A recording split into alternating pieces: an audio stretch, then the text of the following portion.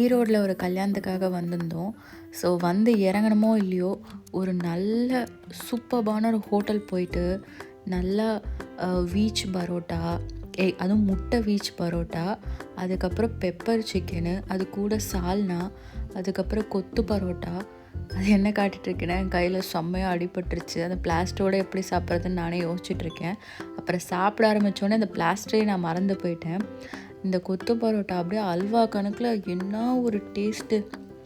எல்லாத்தையும் அப்படியே மிக்ஸ் பண்ணி ஒரு குழப்பி ஒரு வாயில் போட்டால் அடாடாடாடா அருமையான டேஸ்ட்டு. எனக்கு இப்போ சொல்லும் போதே வாயில் ஜொல்லு ஜொல்லாக ஒழுகிட்டுருக்கு. சரியான ஃபன்னு.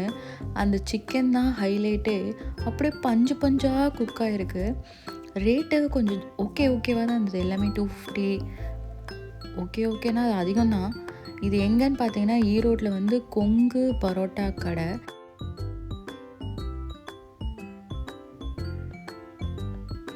நல்லா பரோட்டாவை சுட சுட போட்டு வீசி, ஐயோ வேணும் முறைக்கிறான்டா, வா ஓடிடலாம்.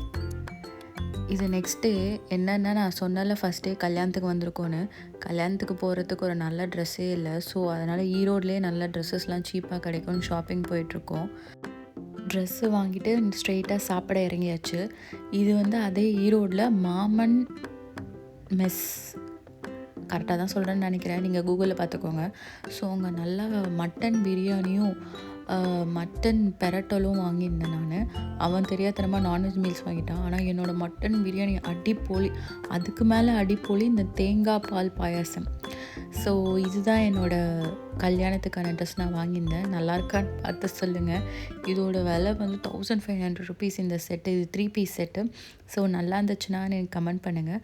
ஸோ இதெல்லாம் பார்த்துட்டு அப்படியே கல்யாணத்துக்கும் கிளம்பியாச்சு.